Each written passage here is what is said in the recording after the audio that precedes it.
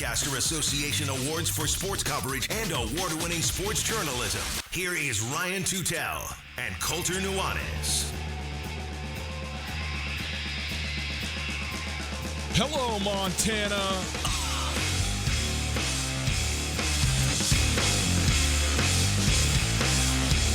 It's been a long time coming.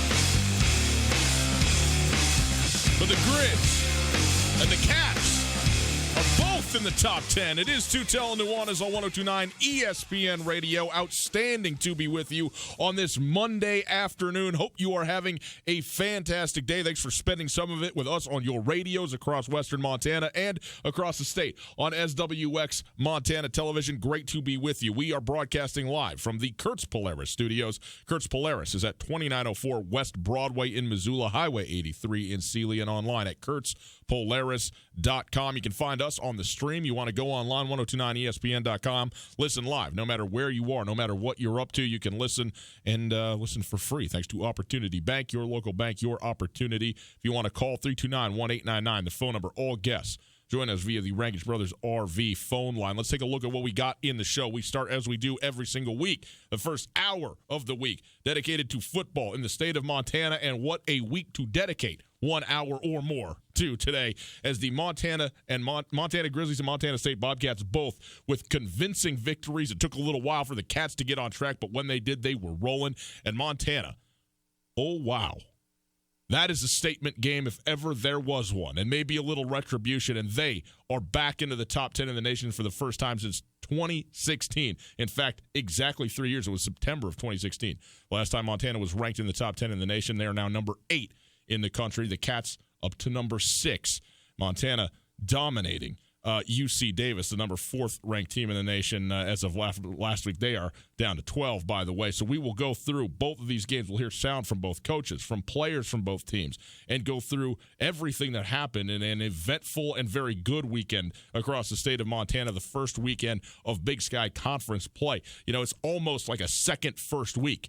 That first week of the season, you don't know exactly what's going to happen, and, you know, how are guys going to play and how's it going to go, and you get out and you kind of do it, and you finally go, okay, you know, we got some football under us. The first week of conference play is much the same, where you don't know exactly how it's going to play out. What is Jake Mayer going to look like against the Grizzly defense? How's Case Cookus in a snowy, windy September day in Bozeman going to look against the Montana State defense? All this stuff, all these questions were answered, and answered resoundingly by both the Cats and the Grizz. So we will go through all that in the first hour. Top of the next hour, we will give you some Seattle Seahawks. The Hawks back on track. A strong, dominant win, fairly dominant win, quite dominant win, I would say, over the Arizona Cardinals. Jadeveon Clowney. We were wondering when the ends were going to show up, when the new pass rushers were going to show up. Jadeveon Clowney has a pick 6 for you, Seahawk fans. And Ziggy Ansah, his first sack as a Seahawk. Got to feel good all the way around. And then, of course, we will take a look around the Big Sky Conference, see what happened. There was only one team in the Big Sky Conference that did not have a win yet this season. They got a W on Saturday. So we'll go through all that stuff. Our show outlook brought to you by MissoulaGutterCleaning.com. The most fun, the most insured gutter cleaning around, MissoulaGutterCleaning.com. Get your estimate today. Colter is on his way back. He was in Bozeman over the weekend. He will be here very shortly. He is en route, and he is close. So when he gets here, obviously, I know that he is chomping at the bit to get into everything that went on. We're going to start with the University of Montana, because they had both these wins were big wins for both schools, obviously.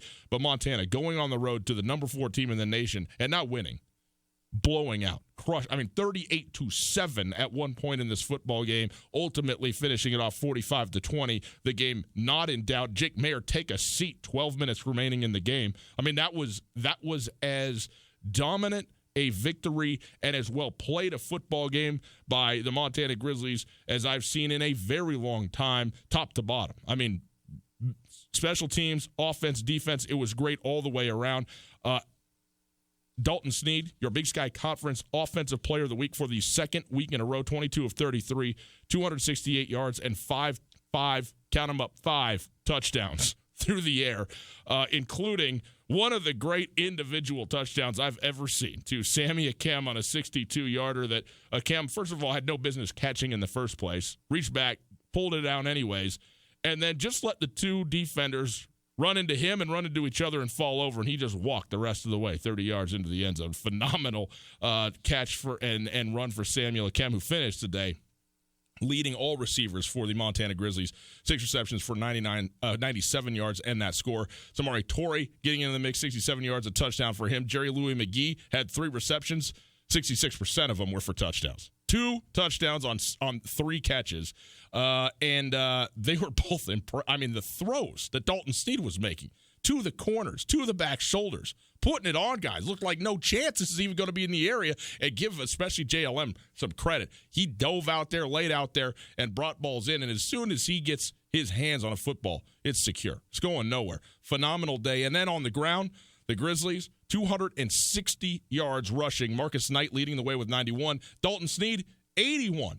81 yards on the ground in a game that certainly had a game plan involvement for Dalton Sneed to do it with his legs. He did. Drew Turner coming in, getting his first looks. 4 carries for 53 yards. First carry of his career. Goes 48 yards for Drew Turner late in the game. So it was fun to see him get in the action.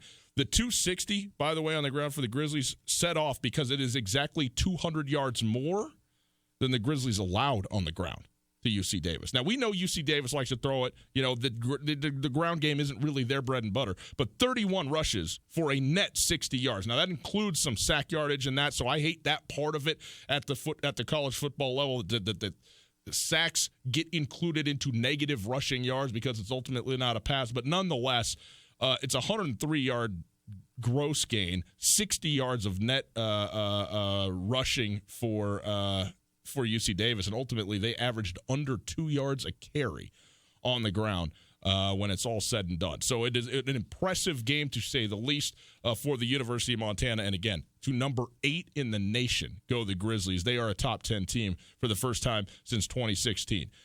If you've been listening to this show, you know where I'm at on this, where I wanted to see this football game. Because I was, and I still to an extent, I am a big believer in UC Davis. I think they're great. I think they're a really good football team. They were made to look like a JV team on Saturday by the Montana Grizzlies. Again, I'm as impressed as I've been since I've been on the radio with the Montana football team right now, today, coming out of that win. Impressive stuff. I want to play you some sound. By the way, thanks to Sean Rainey, our good buddy Sean Rainey over there at SWX Montana, for getting this sound over to us from the postgame. We could not make it to sunny UC Davis, sadly. We needed to sit and freeze in Montana. That was the goal this weekend. But here is the postgame sound, just a couple of minutes for you from Bobby Hauck answering questions coming off a dominant 45-20 win against the number 4 team in the nation.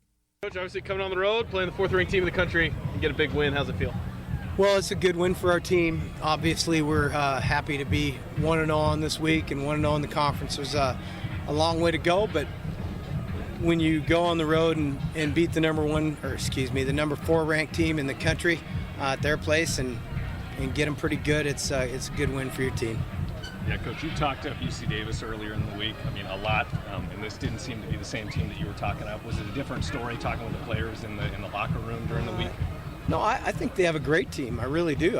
As I said, I wasn't lying when I said they deserved every bit of their ranking. I mean, they went to Fargo, North Dakota, and I never say should have won, but they had 8 different ways they could have won that game over the perennial number 1 ranked team in the country. So, you know, I think it's not about them. It's about our performance, and I'm proud of my guys. Were you surprised at how easy your offense was able to cut through the UC Davis D? Oh, I've been coaching long enough. Nothing really surprises me.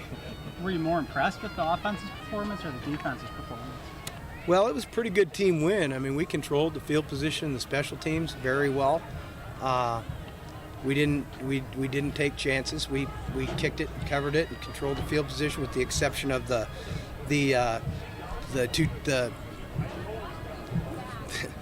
running into the punter car, the roughing the punter call, and the fumble. We played a very sound game, A to Z. Defensively, it seemed like didn't blitz as much as last week. Played a lot of coverage. Was that kind of something that you saw coming in that you wanted to do?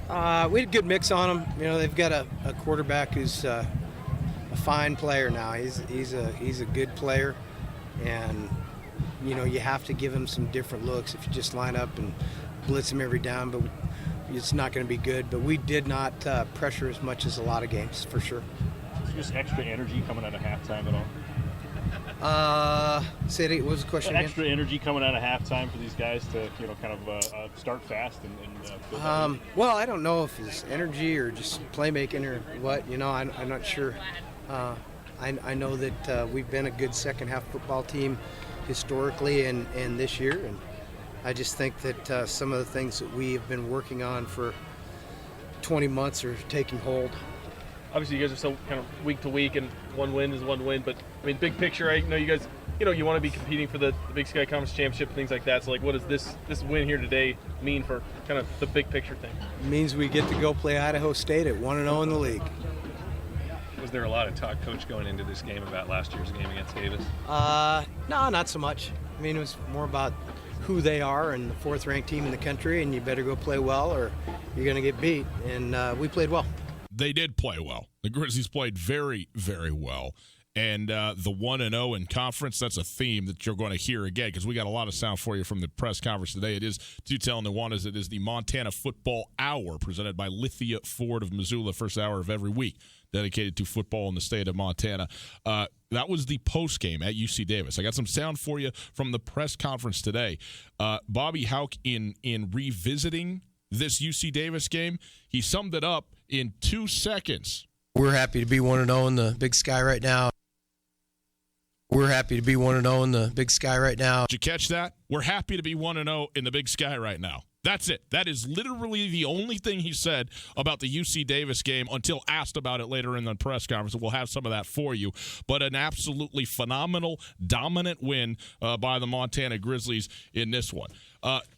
Coulter has just arrived. So we're going to take a quick break. We'll come back. We will continue with the Grizzlies, what Bobby Hauck had to say about the third quarter and how good Montana has been in it, what he thinks this says about them as a football team right now. I'll give you a little hint, not that much.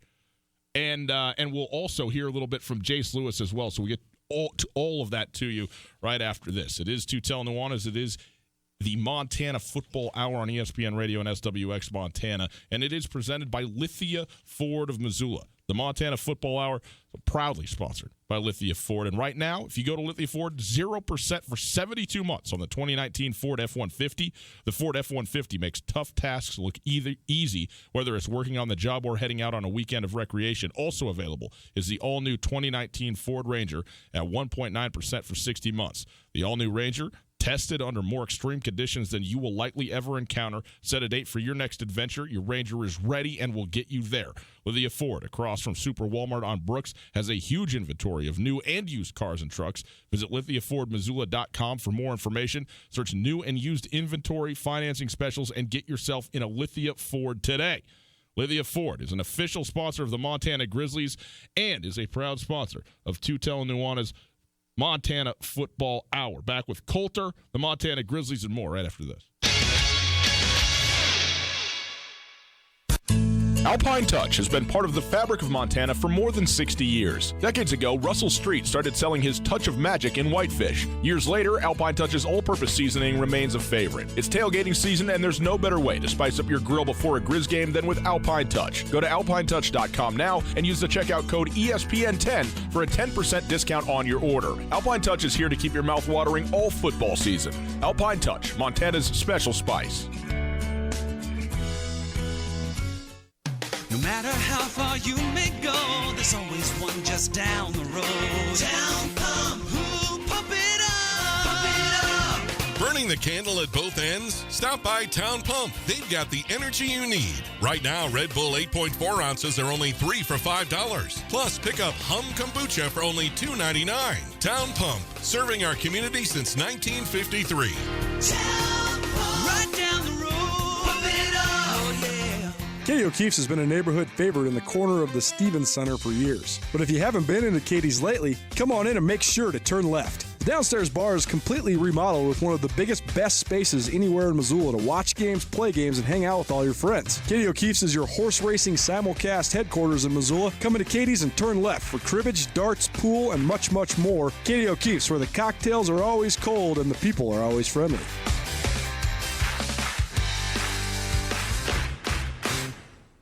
Hi, this is Michael Legg, Artistic Director at Montana Repertory Theater. If you loved our season opener, Go Please Go, or even if you missed it but still want to see the rest of the season, you're in luck. Season ticket packages are still on sale for just $70.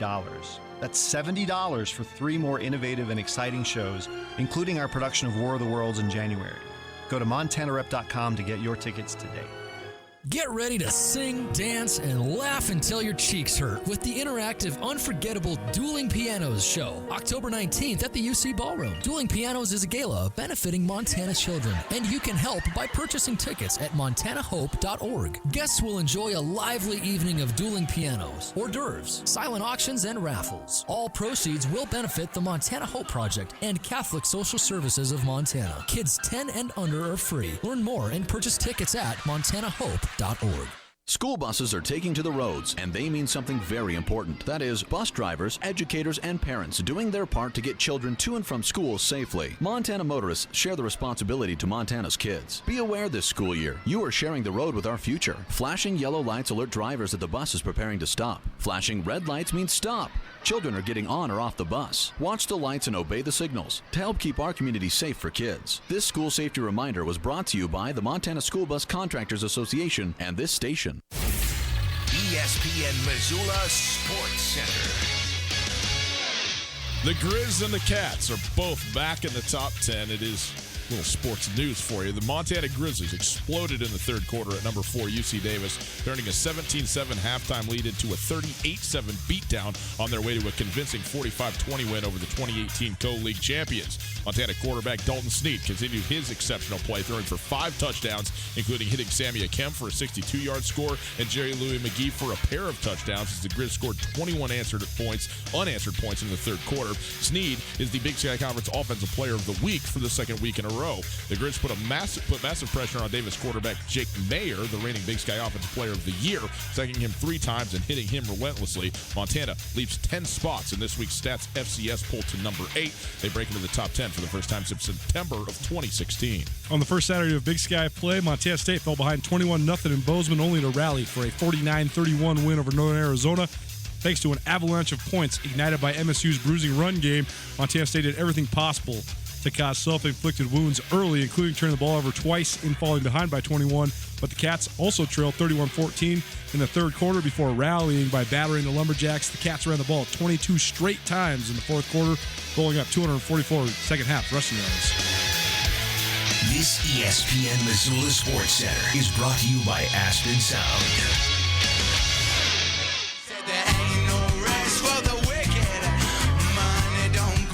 It is the Montana Football Hour, presented by Lithia Ford of Missoula.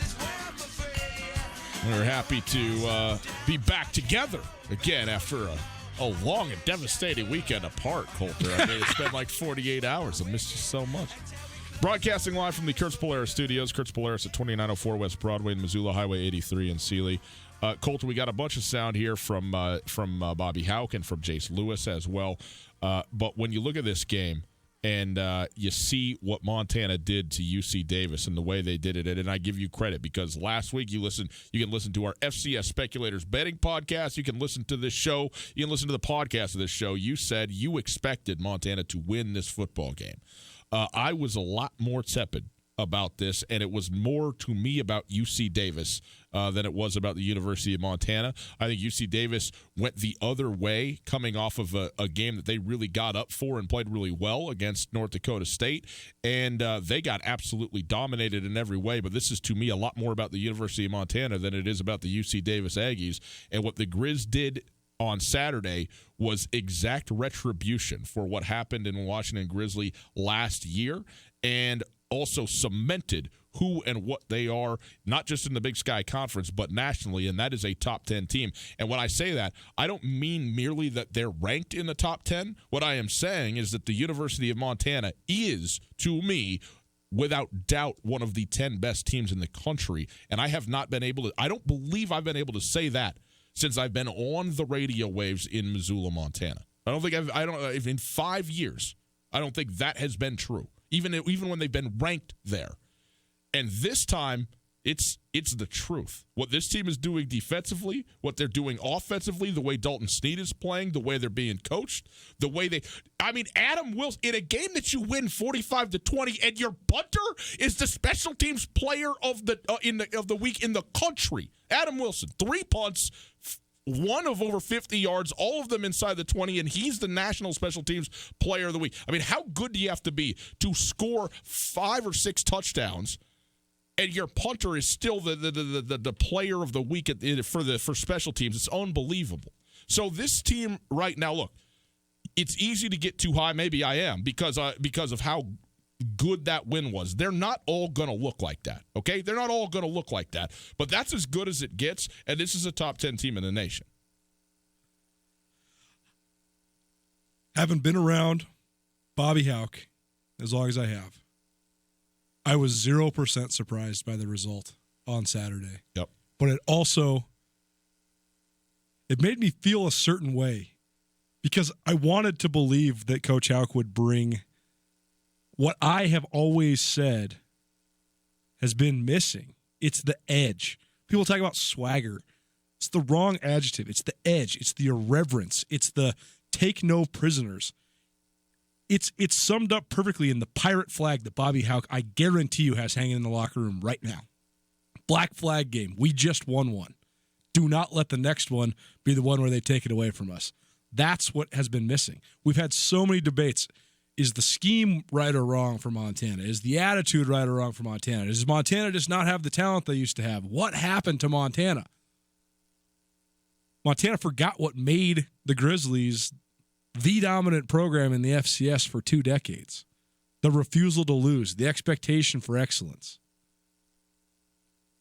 UC Davis is a great story. Dan Hawkins coming back to his alma mater to bring the Aggies back into glory. The first glory they've ever experienced at the Division I level. Mm-hmm. And last year they really seized the momentum early and then let it roll. And when you got a dude who nobody can guard, Keelan Doss, pretty big advantage because he'll bail you out no matter what. But also I think that they had the distinct advantage of just momentum on their side. And when you're encapsulated in a special season like that, it's hard to take away the magic.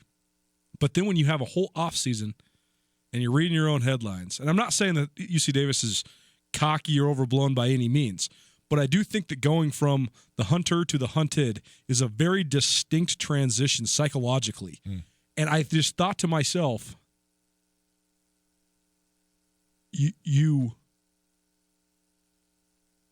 is Davis ready for the moment? Bobby Hauck's been in the moment many, many, many times. This Davis team has not been in the moment. And the Grizz went and stole the moment. I thought schematically, X's and O's wise, we both agreed that Montana would be able to have an advantage offensively on the perimeter. UC Davis plays almost exclusively man coverage. They have really good cover corners. It doesn't matter how good you are. You're not going to guard Montana's receivers. If you consistently play one-on-one, all Dalton Sneed has to do is put the ball on the money and throw a guy open.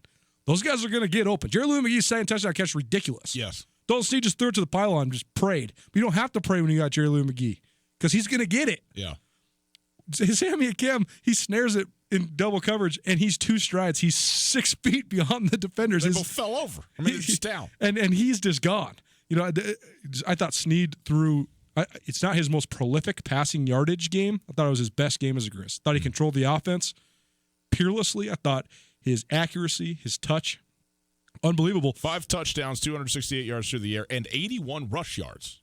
And those were all in the first half, and that was the key because they got UC Davis guessing. And when they got him guessing, then they banged him with Marcus Knight, and then boom, now the run-pass option over the top.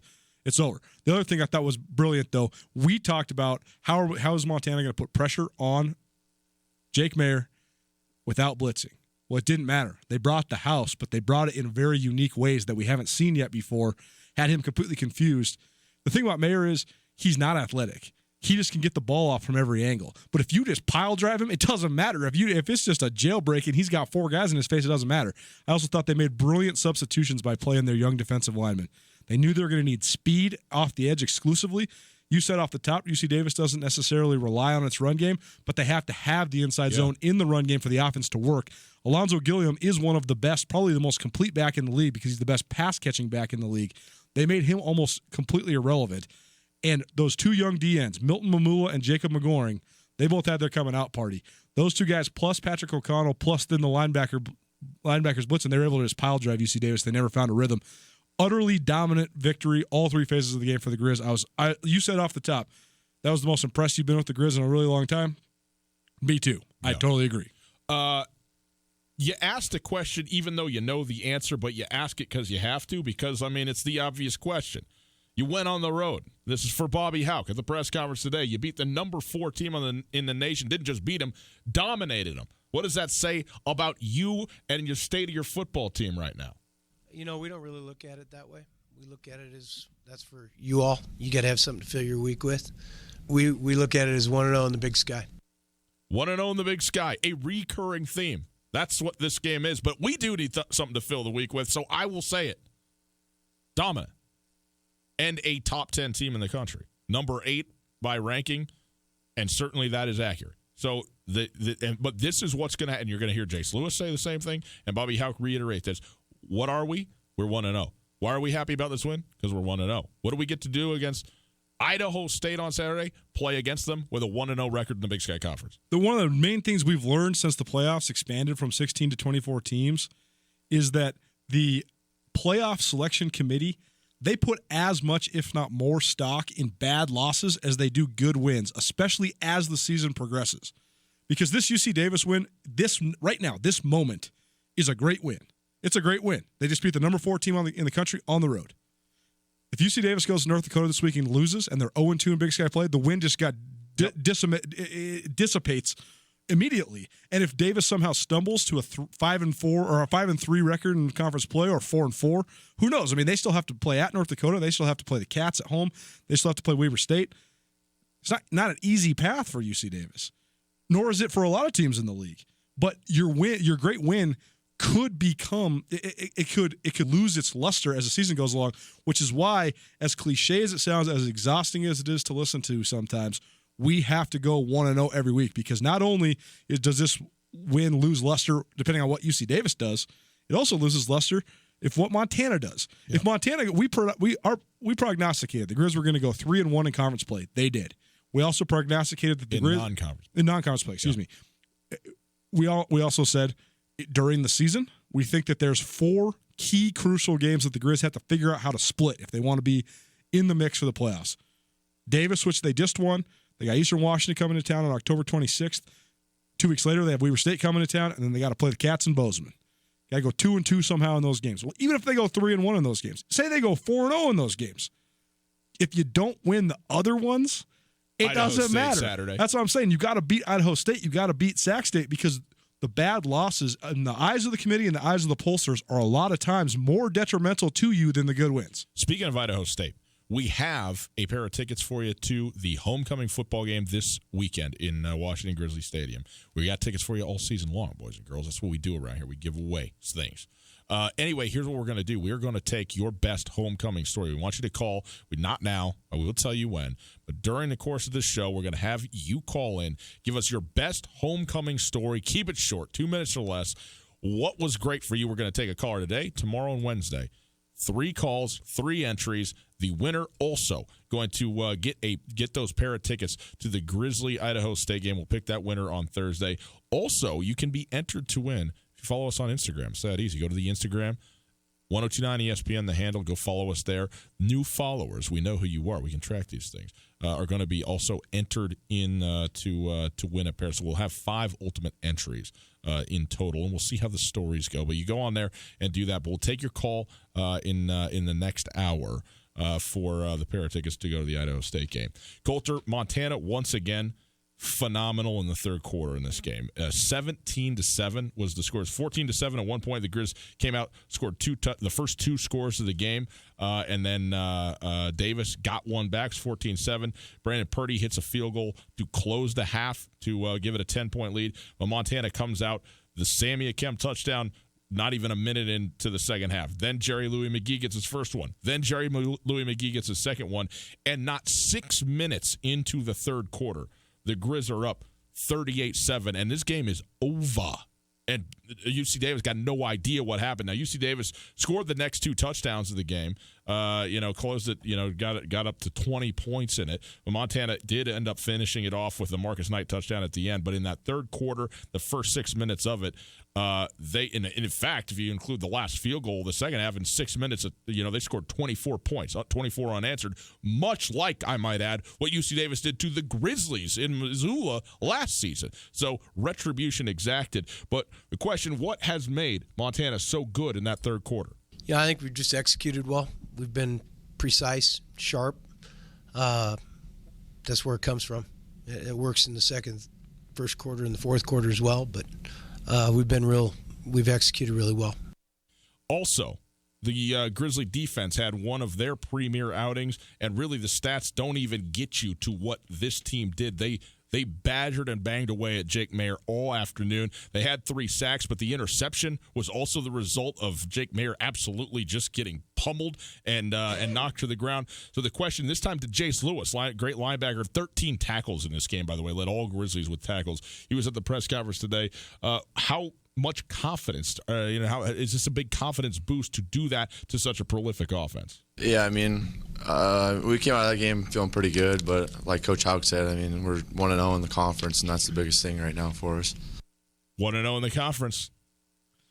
Here's the thing, man. There's so many programs that tout themselves and use the media as a way to accentuate their national brands and message things, and that's all good. I think it's really good for a small school level of football like this. I mean, everybody needs publicity. Everybody needs extra exposure. If you want to know how the Grizz feel about themselves, don't ask them at the press conference. Don't even read into any of this stuff. Just watch them. Mm-hmm. Want to know how the Grizz feel? Watch Patrick McConnell do the calf roping celebration after he sacks Jake Mayer backside. Watch Jace Lewis's Dante Olson Jr. celebration where he's ripping his shirt off. By the way, how about Dante Olson's pick? How athletic was that? Incredible. I mean, he stops on a dime and Matt Nicholson told me that when Dante Olson was a third-year sophomore, he had a 41-inch vertical. Matt Nicholson, Montana strength coach. Yeah. So he had a 41-inch vertical. He looked like he had a 40-inch vertical on that pick. It was unbelievable. Well, it's one thing to jump up and touch the ball. It's another thing to actually catch the dog. Especially when you were going backwards, yeah. By the way, you want to know 2 things that stood out to me in this game? The Marcus Knight touchdown. First of all, Montana came close to scoring a touchdown to Marcus Knight. Then they line up quick and run it and do score. Then the referees say, oh, no. That play didn't happen. We have to review the previous play, which they reviewed and said, no, the call stands. It was not a touchdown. So now you got to line up again and go for it again. And now this time UC Davis has a chance to breathe and get themselves all set up. Montana runs up there, hands the ball off again to Marcus Knight, and they just bulldoze everybody and roll into the end zone for a touchdown. And Bobby Hauck, they cut to him on the television, hands up, and he's not a guy who gets all excited and all that.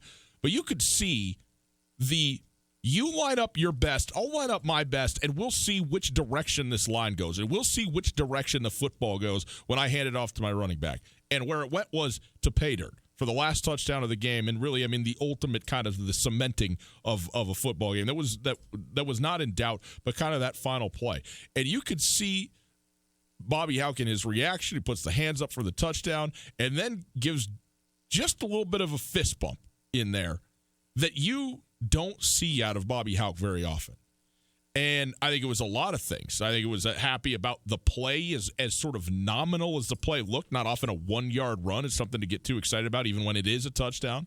But also because he understood exactly what this team was doing to this very good opponent in that moment. And I think that was a big part of it as well. Speaking of, I asked Coach Hauck today about the offensive line, which did win on Saturday, and they haven't won a lot in the last couple of seasons. They were better than the UC Davis defensive line and have improved greatly.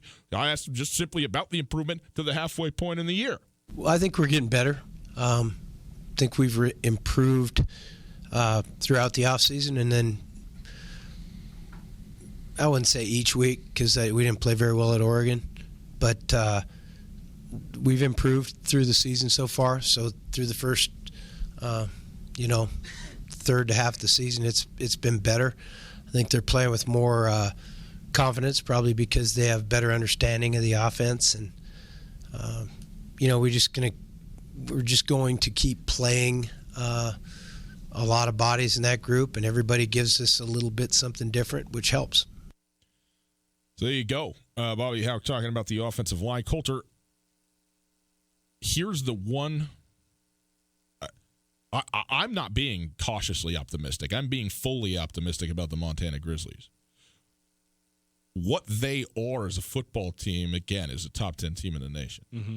That said, you are just simply not going to play your best group, team, total game week every single week. Okay? You're going to have some weeks where you're going to have to grind it out. You're going to have to figure it out. You're going to have a close game, maybe play an ugly game. Montana State, awful in the first half. Turnovers, everything. They found a way to win and win big, ultimately. We'll get to that. Yep. You're not. My point is simply this.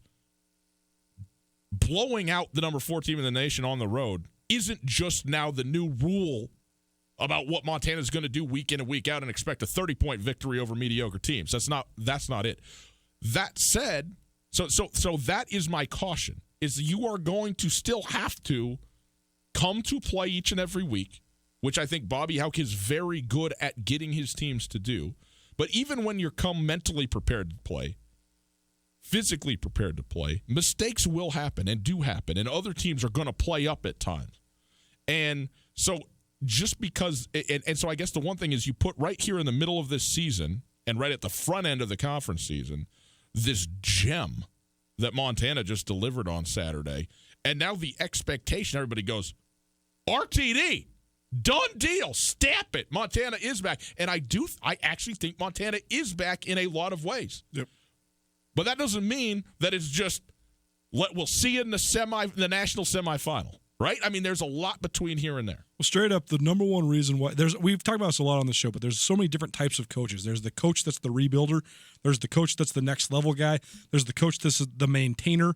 And I thought that the number one reason why Bobby Hauck went 80-17 his first tenure at Montana was not necessarily because he inherited a team that had gone to 2 national championships and won one the previous 3 years before he took over in 2003, but it was more because what does Travis DeCuire always talk about, Montana head men's basketball coach? Compete with desperation. Mm-hmm. You have to compete with desperation.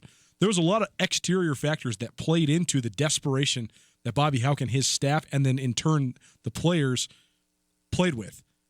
Back then, there was no such thing as multi-year contracts. Bobby Hauck was going undefeated and having a 1-year contract. Mm-hmm. And he made that mentality matriculate into his staff by basically – Rob Fennessy told us at the Big Sky kickoff last year, he said, I thought I was coaching for my job every single day. Mm-hmm. We got fistfuls of Big Sky championship rings, and I'm thinking, well, if I don't get better this week, I might be getting fired. And it was a specific mental tactic. Then you also talk about all the great Montana players who were either partial scholarship or walk-on guys. When you have so many of those guys across the roster, whether it's Colt Anderson or Sean Lebstock or Austin Mullins or just on down the line, Chase Reynolds, that really, really builds the internal motivation of the team and the internal cohesiveness of the team. But I think that the other factor, and we've talked about this a lot, I think we could safely say that at Montana State, Jeff Choate is a good rebuilder because he has a structure for what he wants. He has a vision for what he wants. He consistently preaches that vision. And now they're to the point where they've almost rebuilt, and they're the number 6 team in the country. They have a real opportunity here to make a breakthrough, to be a true national contender, not just an upstart team that gets a kind of a lame home playoff game and then gets to go to, gets taken to Slaughterhouse at the Fargo Dome. They have a real chance to maybe get a bye and maybe have some playoff success. But one of the number one factors for Montana State is going to be how do they handle success? When you know you're building, you're the underdog. When you win, it's an epic accomplishment. Then how do you handle it when you're the team that everybody's trying to knock off? That's where Coach Hauck was so good the first time around. Bring it on. Bring your best shot. We are ready for it. Now, Montana, you can't get drunk on yourself. You can't sit there and read your own headlines. You can't just say, man, we beat the number 4 team in the country this next month until we play Eastern. Cruise control, we'll be good. Yeah. No, you have to treat it the same, because if you treat it the same, you'll whip the next 3 teams you play. Yeah. But if you don't, I mean, Portland State, we didn't know what Portland State was coming into this week, and we're going to get into the round of the Big Sky. But Portland State played great against Arkansas. They played okay against Boise State, and they scored 60 against 2 completely overmatched opponents. They obviously did not have their heads screwed on straight in Pocatello. They got 41 points in the first 25 minutes of that game. They're down 41-10 at halftime. Yeah. But it was 41-10 with like 6 minutes to go in the second quarter. I mean, they got absolutely destroyed. That's what happens to you in this league if you underestimate anybody.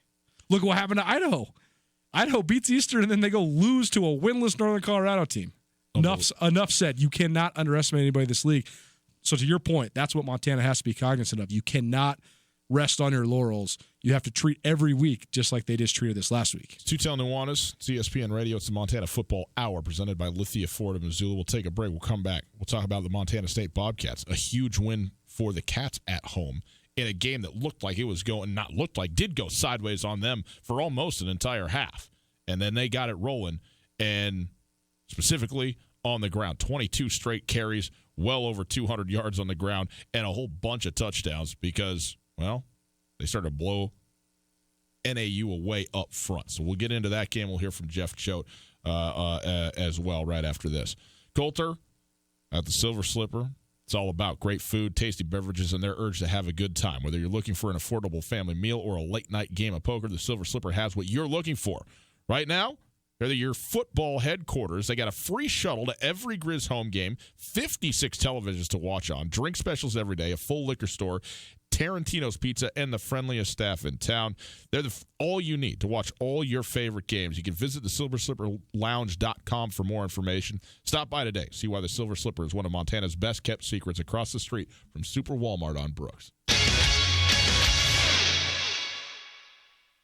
Now, the Montana Club's happy hour features BOGO beverages. Our expertly mixed cocktails, microbrews, domestics, and wine are buy one, get one free 7 days a week from 3 to 5:30. Stop in on Friday for Montini night. Sip on a top shelf martini for only $6, 5:30 to close. When you've worked hard all day and are ready to relax, the Montana Club has got you covered with BOGO happy hour 7 days a week, 3 to 5:30 on Brooks and North Reserve, Missoula.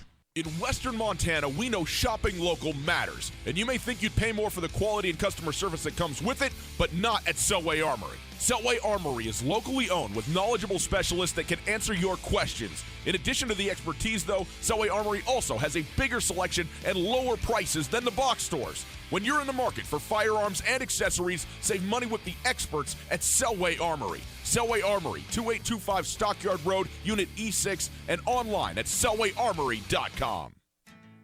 Hey folks, Ryan Tutel here, and I'm with Josh from the Advocates Injury Attorneys. Josh, if our listeners have been injured in an accident, how can you help? We're here to help you after a car accident by negotiating with insurance companies, recovering lost wages if you have any, and even getting you into a rental car if you need one. Call us today for a free consultation, and we'll get started helping you right away. If you need help, get a hold of the Advocates. Call Josh at 640-4444 or online at montanaadvocates.com. You deserve an advocate. This is Tom Skerritt for the Borgen Project. Each year, nearly 2 million children die from preventable diseases. Each day, 30,000 people die from hunger. 500 each hour are children. The Borgen Project is turning this around. We need your help. To learn more, go to borgenproject.org. That's BORGEN project.org.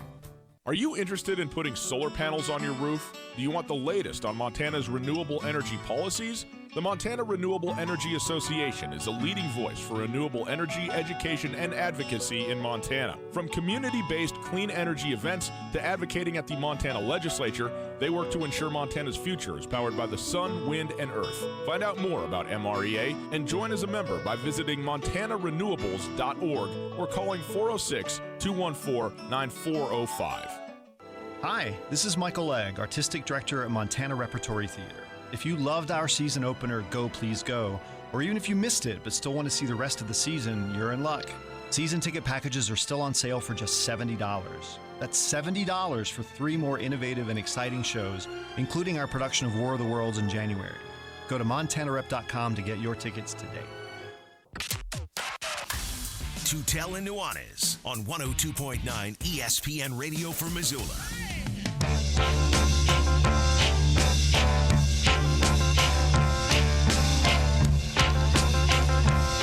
Montana Football Hour continues. It is Tutel Nuanez. It is 102.9 ESPN Radio. It is SWX Montana Television, and we are broadcasting live from the Kurtz Polaris studios. Kurtz Polaris, 2904 West Broadway in Missoula, Highway 83 in Sealy, and online at kurtzpolaris.com. The Montana Football Hour brought to you by Lithia Ford of Missoula. And want to remind everybody, we are going to give away tickets to this weekend's Montana-Idaho State homecoming football game for the Grizzlies. You're going to call in with your best homecoming story. Okay, we'll let you know when to do that. It's coming up. Coulter, the Montana State Bobcats, I was watching this as I was driving to Spokane. Let me say that differently. Let me just stop right there, okay? I was SWX on your phone sideways. I was with my wife and my 3 children in our minivan driving I-90 to Spokane. I was not watching and driving. We got an hour out of town. I pulled over at the $50,000 bar. I said, Tina, I would appreciate it very much if you would drive. And maybe that makes me a jerk for asking her to drive over Lookout Pass, but she's good for it. She's like, sure. Got in there. Then I was watching the game on my telephone. 7-0 NAU. Okay. Fumble. Oh, boy. What's going on here? 14-0 NAU. Okay. Interesting. Okay. What's going on here? Oh, 21-0?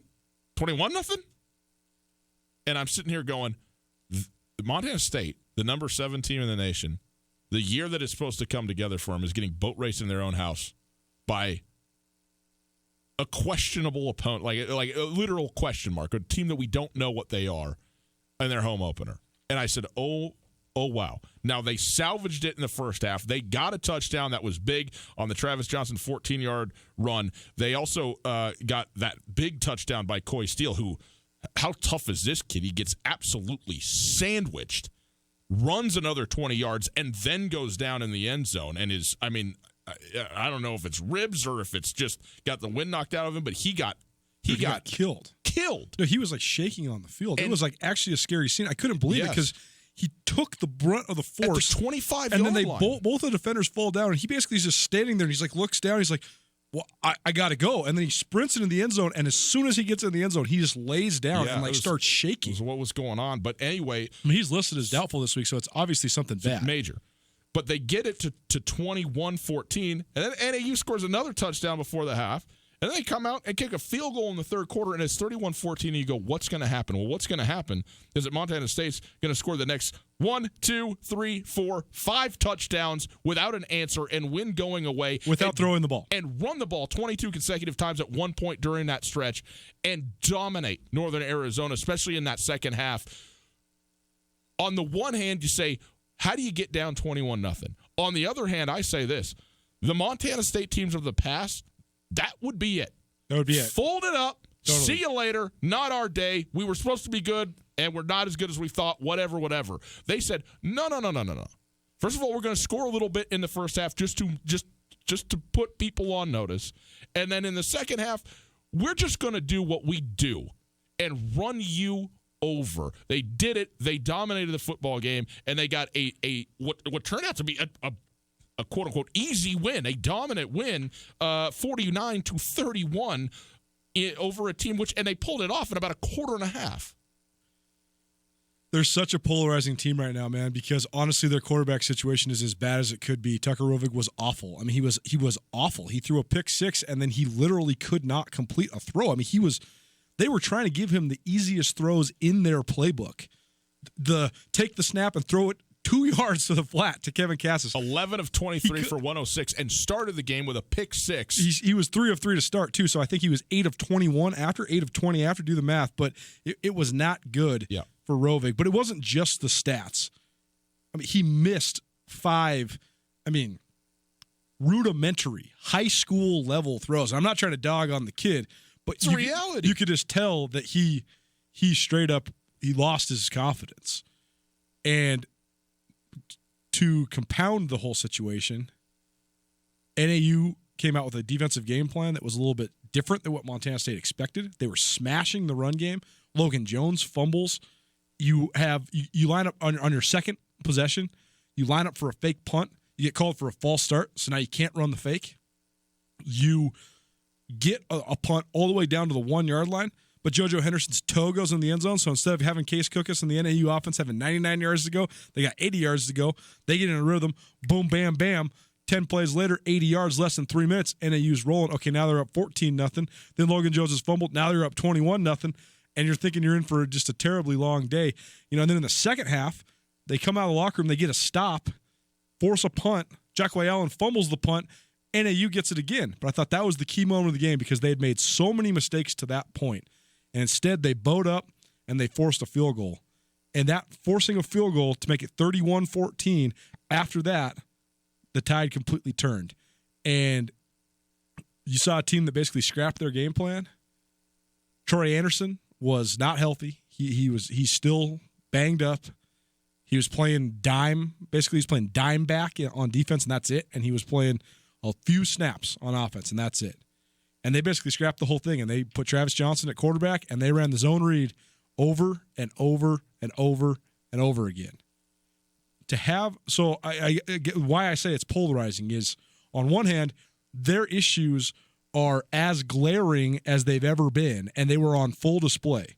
But on the other hand, you have a team that can basically scrap the whole thing and say, all right, let's go out back and just get in a fist fight. Yeah.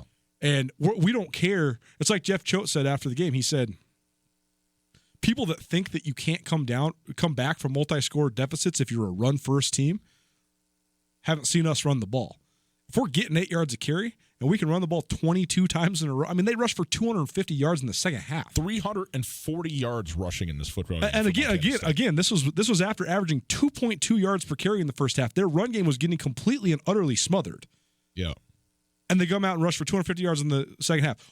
Oh, by the way, with Troy Anderson being very limited and Isaiah Fonse being out. Yes. So, again, this Bobcat team continues to be so polarizing because I think that their weaknesses continue to get exploited, but their strengths are exceedingly strong. They're exceedingly strong. And let's listen to some Choate sound for a second first, and then we'll get into another concept I want to talk about, which is the concept of them being a second-half team. This is post-game. This is not the press conference today. Post-game, the game in review from Jeff Choate. Yeah, it wasn't anything special. I wish I could really lean on that. But bottom line is, a lot of self-inflicted wounds in the first half. We throw the pick six, give them a lot of momentum. Case Cookus makes some ridiculous throws. Number 10 makes a couple crazy catches. You look up the scoreboard, you're down 21-0, and fortunately at that point in time we were able to put something together on offense. I created a little bit of momentum with a nice punt return by Quay, and it was kind of a sloppy game given the atmosphere that we were in today. But credit Northern Arizona, they had a good game plan. They did some things offensively, moved some guys around a little bit that we hadn't necessarily seen up to this point in time. Had a good scheme to take away our core run game early. But as usual, keep chopping wood and carrying water, do what we do. And, we ended up 52 carries, 449 yards, had 39 first downs. So in spite of the fact that we, kind of kicked the ball around and didn't play very well for about a half, we were able to put some things together and close this thing out in a pretty dominant fashion at the end. No doubt about that. He was also asked specifically about the run game and wearing out the defense in the second half. Here's what he had to say. Well, I think that's a huge part of it. I mean, I think our guys put a lot of time in the summer, and they take a lot of pride in being the best conditioned team. And we say it every single game at halftime, we're a second half team. They don't know what we got in the tank. And when you got guys like, Mitch Broughton, Lewis Kidd leaning on people, and, we can go to a whole bunch of different backs, and we can create some problems for them by having a guy like Travis in there. It's difficult to defend, and it wears guys out. The second half, you guys rushed for 244 yards. I think you had 23 consecutive rushing plays. What did you change after halftime, adjustment-wise, or was it just a matter of just continuing to stick with it? No, we talked about, that's kind of who really NAU has been, is they've been kind of, get their negative plays and when they're fresh and healthy and ready to roll, they're hard to run. I mean, they were packing the box for sure. We weren't throwing the ball very efficiently today, and that was really the big conversation at halftime. Is just we just keep throwing the body blows. Pretty soon the dam's going to break, and I think these guys bought in and believed in it and went out and executed. Body blows. I mean, that's what you got to do, and they have Travis Johnson going for 105 yards on 13 carries, by the way. His first 100-yard rushing game of his career. Logan Jones goes for 78. Shane Perry goes for 70. Troy Anderson, 45 and a score. Again, 340 yards on the ground without Isaiah Fonse. Troy Anderson, like you said, very limited. And I want to talk more about him because that bothers me. I'm very upset by this right now. But nonetheless, what that offensive line with Kidd and Brought and the group up there, what they bring to it, and frankly, I mean, Logan Jones, if you didn't know, you would think, yeah, the number one running back on his football team. I mean, even though there's giant gaping holes, he moves around, he runs with speed, he's shifty, and he's tough even though he's small. There's no real discernible way to identify Logan Jones, Lane Sumner, and Shane Perry except for their numbers. The number, yeah. And so when you're back there, you're like, there's a new guy, but you're like, is it a new guy? And especially because Shane Perry and Logan Jones are 28 and 29. You're like, which one is it?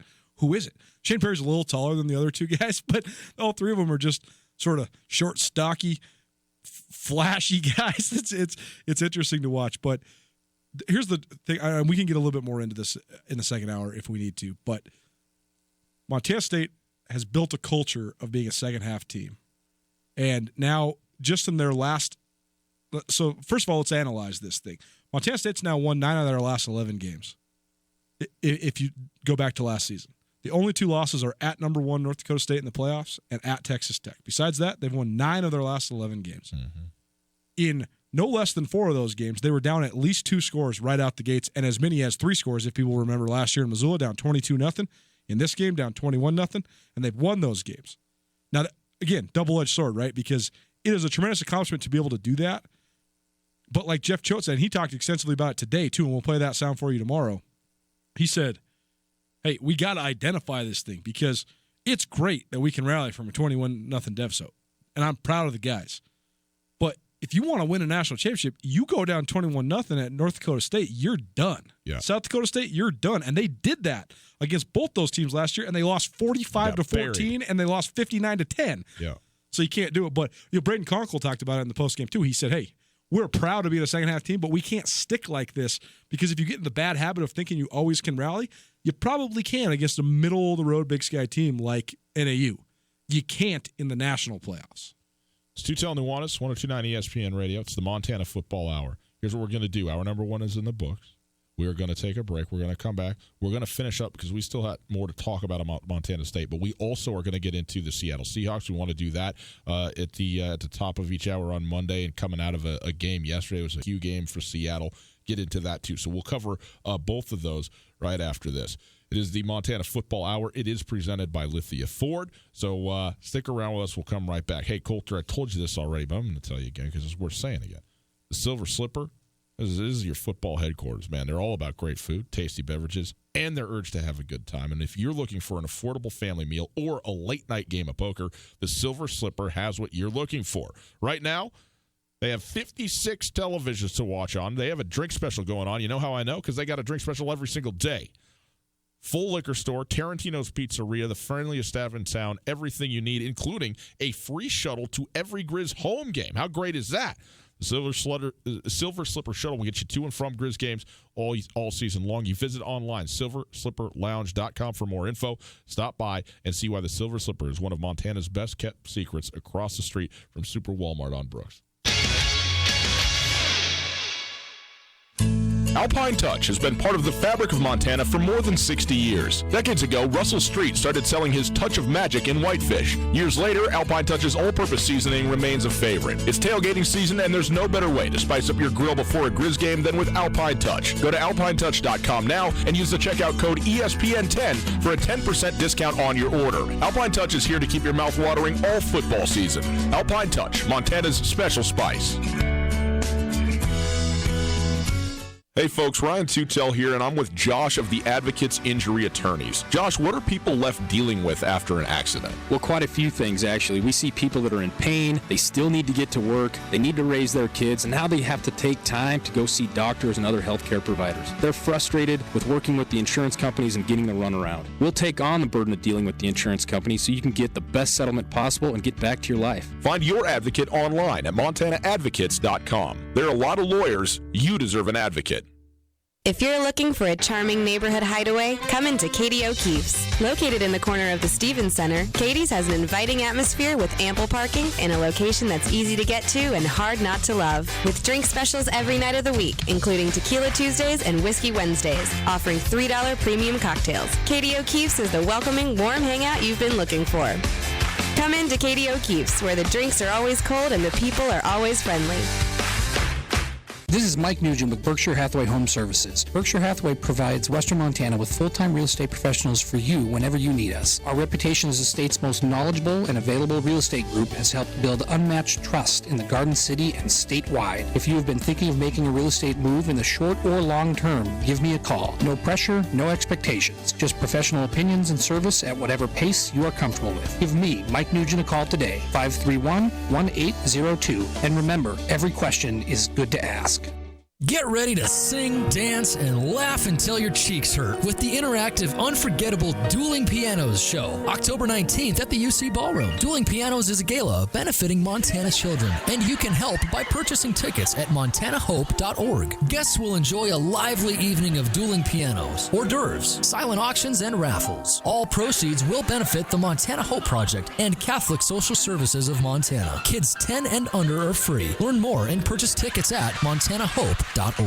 If you are hurt or disabled, you may be entitled to benefits from an insurance company or Social Security. I'm Chris Helmer, an attorney at Clark Fork Law Offices. Our Missoula firm specializes in worker compensation, personal injury, and Social Security disability. There are many unknowns when injured or disabled. The other side is fighting hard. You should too. Call Clark Fork Law at 728-0168 for a free consultation or visit clarkforklaw.com. Again, 728-0168. ESPN Radio for Western Montana, KKVU HD3 Stevensville, and 102.9 FM on K275BS Missoula.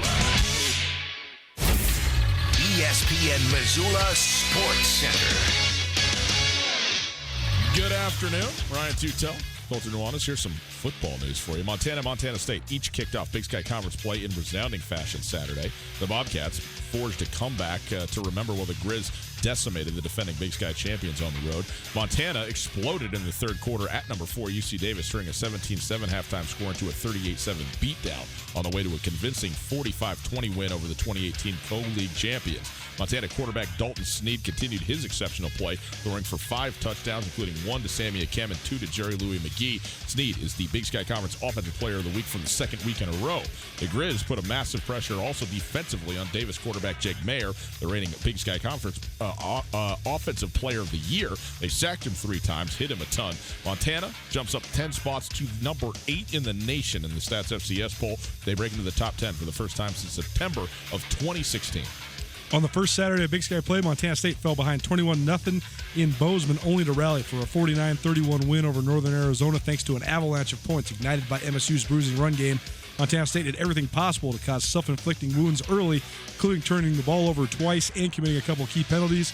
But the Bobcats were able to rush for 244 of their 340 yards in the second half on the way to their 4th straight win. The 4-1 start, the best for the Bobcats since 2012. Sports Center is presented by Clark Fork Law.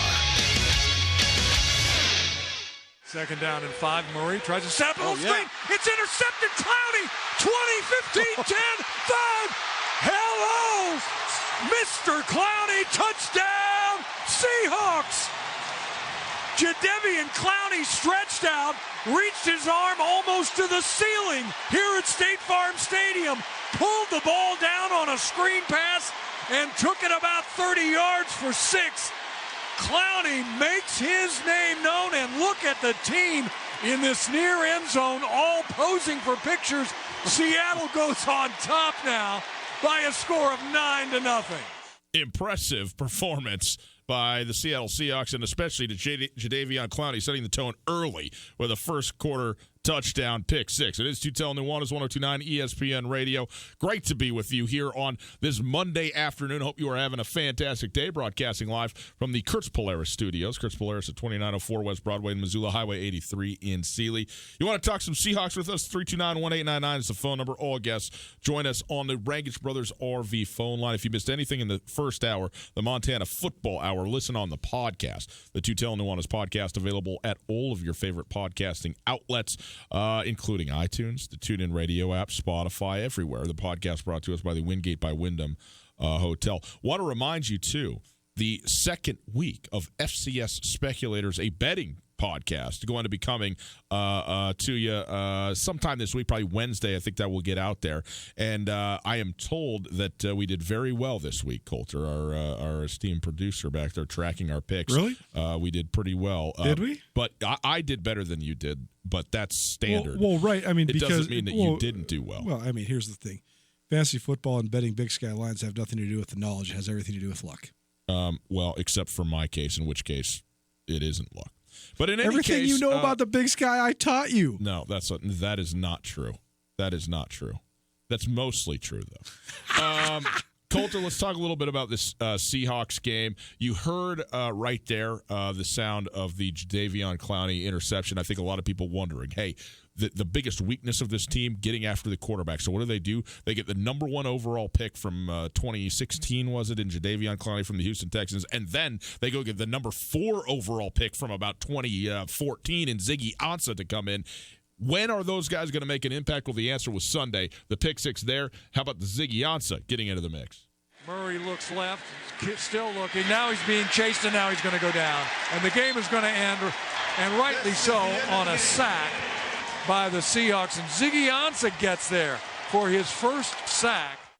I call that bookends, Coulter, where you open the game with a pick 6 on one side and you close the game with the first sack in the career of Ziggy Ansah as a Seattle Seahawk. And the Seahawks just hammering the Arizona Cardinals on Sunday afternoon. In fact, Seattle, with that pick 6, a defensive touchdown, which they did not, they gave up one a week ago to New Orleans, 27-10, the victory. The defense outstanding. Kyler Murray got in late, running in, scampering in for a touchdown, but basically Seattle shutting down Arizona. Will Dissly, let's give it up to Will Dissly, another touchdown for the big Montana. We'll hear from him in his post-game remarks as well. But Seattle goes to 3-1, and Thursday night, hosting the Los Angeles Rams. Let's go.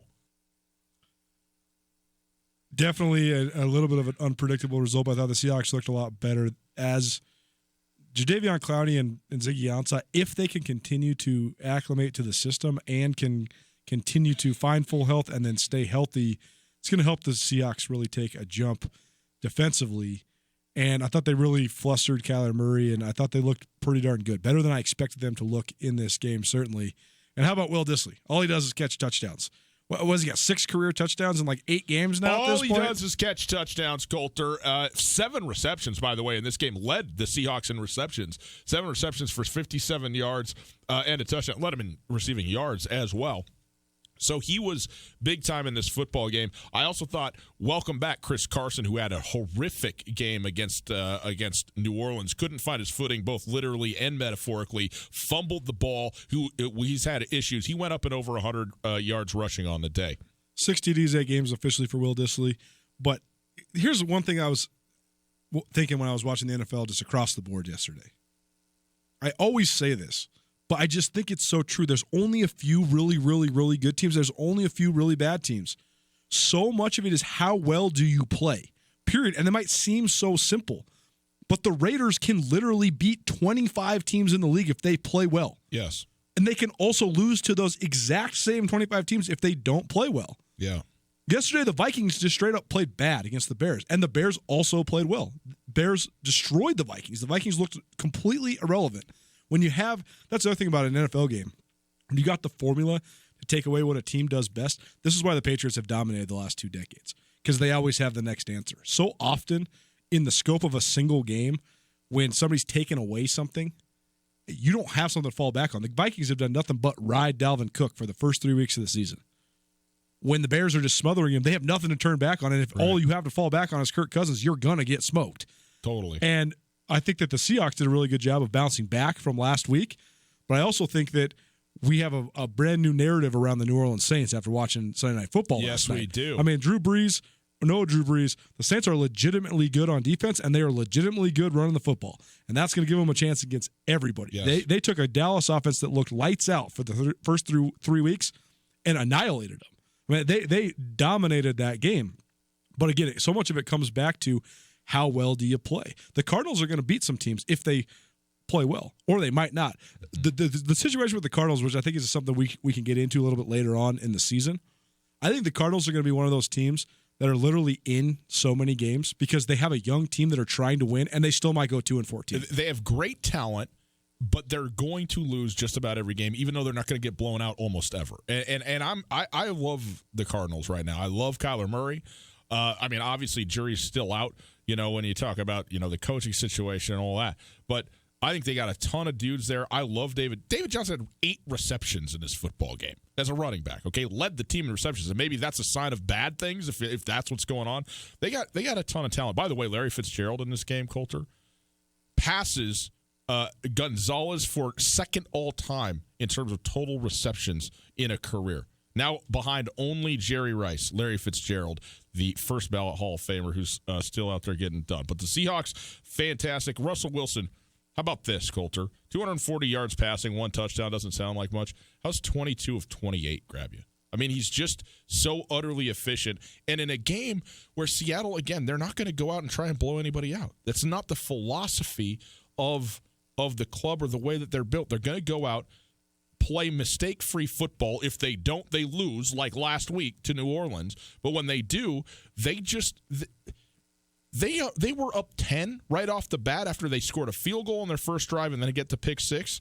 And it was over. This game was over at that moment, and it was just a matter of waiting for the clock to tick away. And they went and they got a couple other, things done. They get the Disley touchdown, and they were absolutely outstanding. By the way, speaking of Will Disley, again, 7 receptions, 57 yards, yet another touchdown, led the team in targets, receptions, and yards receiving. And he was the subject of a post-game interview. Here you go. Straight out of Montana, Will Disley. You had a couple of big plays. You took a couple of big hits today, I think from a former teammate at UW. What does that say, though, about your health, where your knee is at, confidence level, even when you know you're getting hit? Yeah, shout out to Buddha. It was a good tackle, good form tackle, just like he was taught, just like we were taught, I guess, back when we were playing defense together. But we were able to do some special things on offense, and my knee feels good, and definitely happy to make it out of this game alive, and definitely with a win. So I'm excited to attack the rest of the season. Got a big one on Thursday, so we'll get healthy and we'll go attack it. This team looked very different than it did last week. What's the number one thing that was preached this week that got executed today? Yeah, I think our O-line showed up, man. They worked their tails off this week just preparing, and they're a physical crew, and they do a heck of a job. So I'm going to give some credit to them, man. They deserve some love. And, Dwayne and Britt and pretty much the whole team, they're all veterans, and they did some really special things. I know that the offense wants to set the tone with the way they run the ball, but when you see Clowney do what he does, I mean, it's almost like flipping the tables from last week. Yeah, definitely. I mean, anytime you can get a defensive score, that's going to start a spark. And defense played lights out all day, and they forced them to kick field goals, and fortunate enough, those didn't go through the uprights. And anytime that happens, defense is celebrating, and we just feed off that as an offense. And it was a fun day as a team. Given the big plays that you made, given what happened the last time you played here, is there anything full circle about being able to go out and contribute in this kind of a win? Yeah, no, I'm just happy to be a part of it. This team's so fun. We're all so close. We're all battling for each other, and definitely just happy to be a part of it. I worked my tail off. Not by myself. I have my family, my strength staff, and athletic trainers. It was a group effort to get me here, and I'm excited to keep continuing, get some more W's for the Hawks. And how about a few more touchdowns too, Dory, as we get that back to you? There you go. 6 touchdowns in 8 games? Okay. His 7 catches were also a career high. Lot to be proud of for Will Disley, especially considering that injury too, man. I mean, Jen Mueller, who was the sideline reporter there, she mentioned it, but a ruptured patella tendon can be the kiss of death, especially for somebody that weighs over 250 pounds. That's a tough injury to come back from. Yeah. It's ended many a guy's career. So for him to suffer that and then come back from it, it's impressive, man. Will Disley, man. Montana born, Montana bred. Gotta love it. Coulter, the Seahawks now 3-1, as we mentioned, playing the Los Angeles Rams. The Rams coming off just exactly. You put your hands to the sky. One of the more bizarre Big 12 type performances that we've seen, losing 55-40 to the Tampa Bay Buccaneers. And before the season started, you're like, I mean, what are we even talking about? The NFC West? It's the Rams division. That's it. That's all. And now it's very much not. It's not the slam dunk that it obviously was. The Rams are still, I think, the favorite in the division. But I think Seattle's really good, too. And hello, the San Francisco 49ers haven't lost a game yet. Now, that's a different story. We'll wait for that. But this game on Thursday night, by the way, Thursday night here on ESPN Radio, we'll have the Seahawks-Rams game for you from Seattle, in Seattle. I think this game there's, first of all, a ton riding on it, and also is a game of tremendous intrigue to me. The Niners, this is what I'm talking about playing well, though. I would have said before yesterday that the Niners 2-0 and now 3-0 record comes with a caveat because they beat the Bucs, the Bengals, and the Steelers.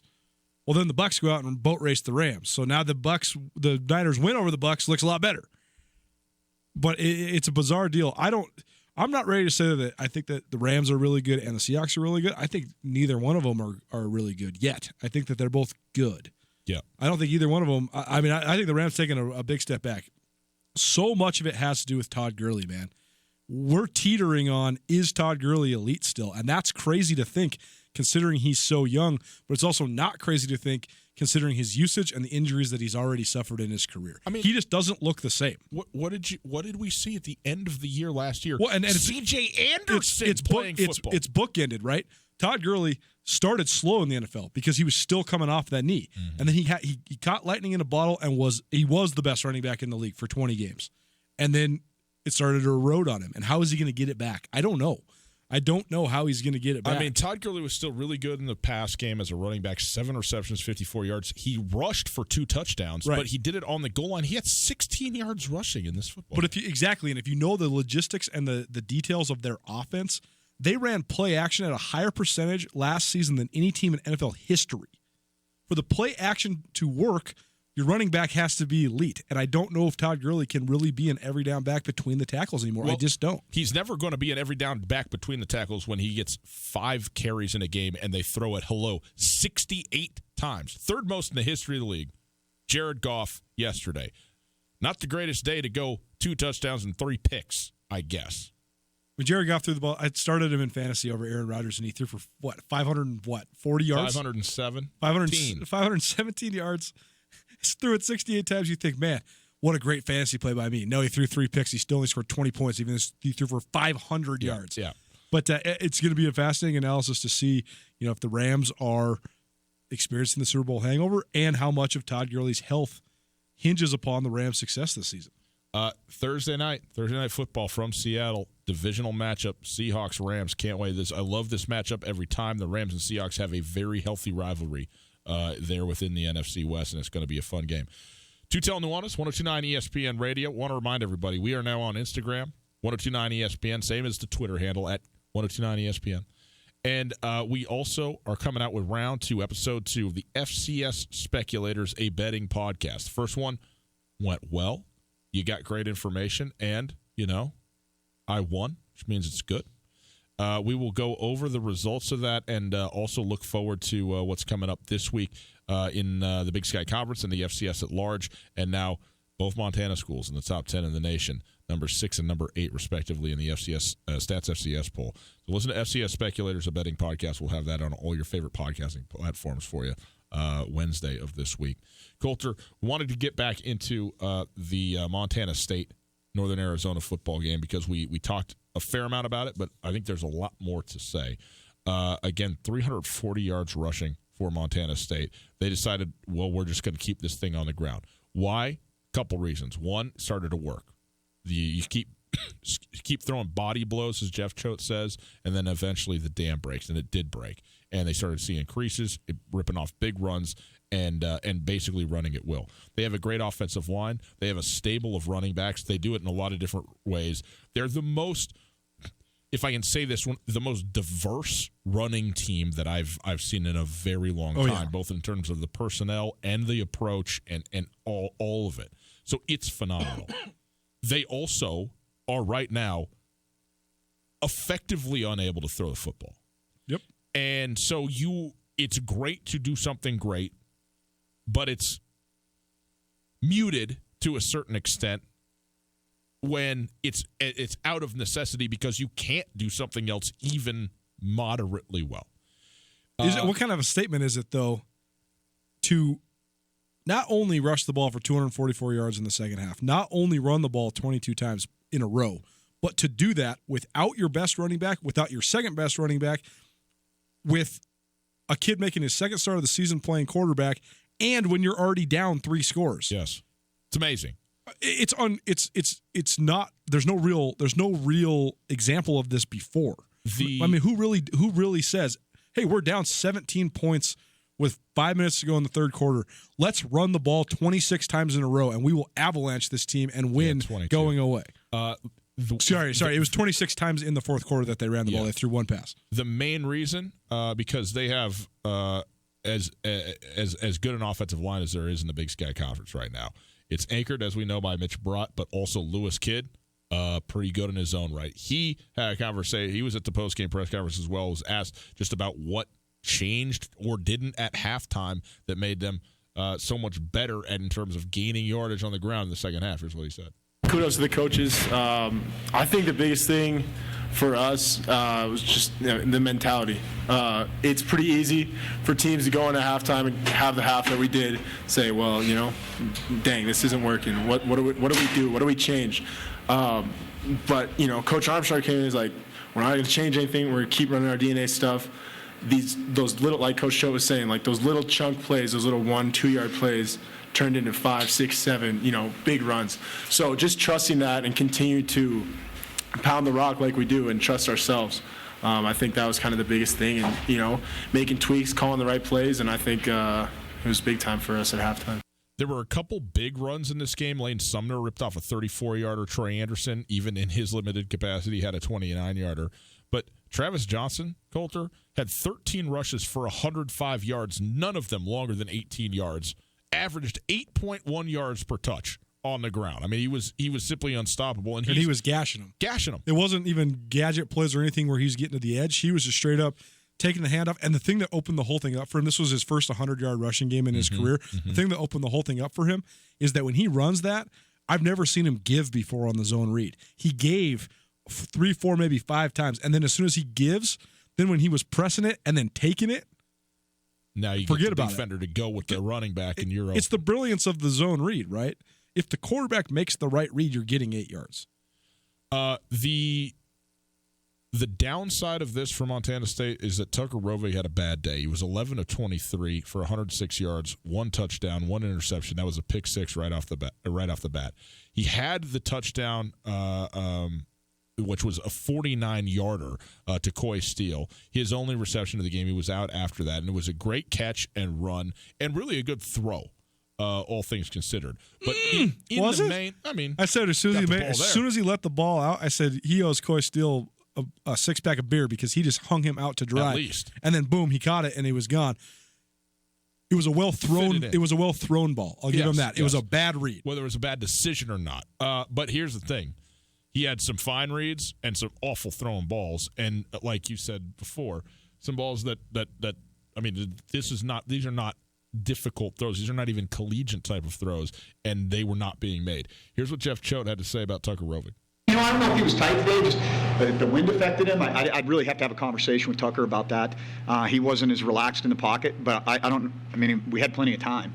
And, he's going to have his really good days like he did last week, and you're going to have some days where you have some hiccups, and that's why when you're a team that knows it can run the ball, that's always going to be something you can lean on. And I always laugh, people are like, well, you can't go down big if you're a running team. Well, you can if you rip off that kind of running production. So okay, that's fine. And, again, the running game's great.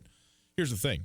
When it's sunny and it's Norfolk State, it's one thing. When it's windy and snowy and it's northern Arizona, it's a different thing. And it's perplexing to me, man. It really is. I don't know what to say, because the very thing that Jeff Choate has overtly worked on this entire offseason to not end up in is exactly the spot that he is in. And that is with no quarterback. I mean, he had Casey Bauman, he had him named, and then on the last game of the non-conference against a bad Norfolk State team, he just went the other direction, and Casey Bauman did not wow anybody. And there was, when we talked about it, it's like, he hasn't thrown any interceptions, which you now cannot say, by the way, about Tucker Rovig, but he also hasn't made any plays. He hasn't lost you any football games. He hasn't won you any football games. That's what you got in Casey Bauman through 3 games through 3 non-conference games.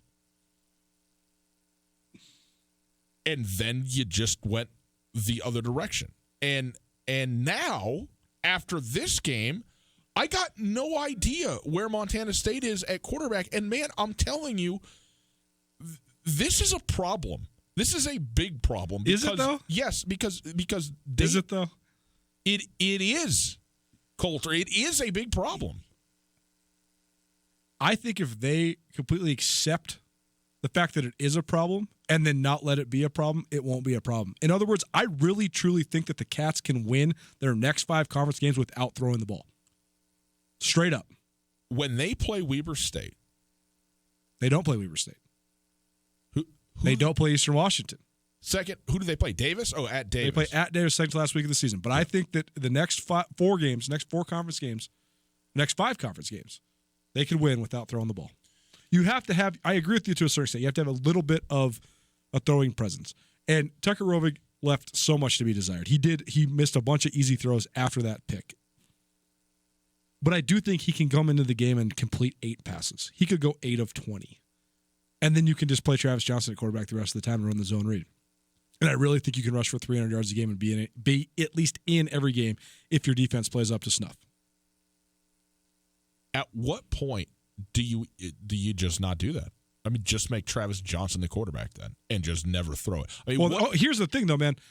Given the volatility of the decision-making of this staff, we're nowhere close to the end of this. Like I told my brother, when Rovig threw the pick 6, I said, better take your Dramamine because this carousel is about to spin out of control. Yeah. We're about to see Casey Bauman again, Troy Anderson, Travis Johnson, more Tucker Rovig.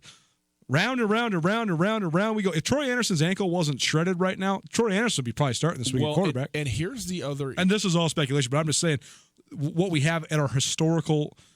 what we have as the example so far, 40 games into this thing, is that what we can predict is going to be almost exactly the unpredictable. Well, and this is the other issue that I have, man, is Troy Anderson he was never 100% at any point in this season, and then he gets the ball, and you tackle him at the ankles because you have to, and the thing just gets rolled up again.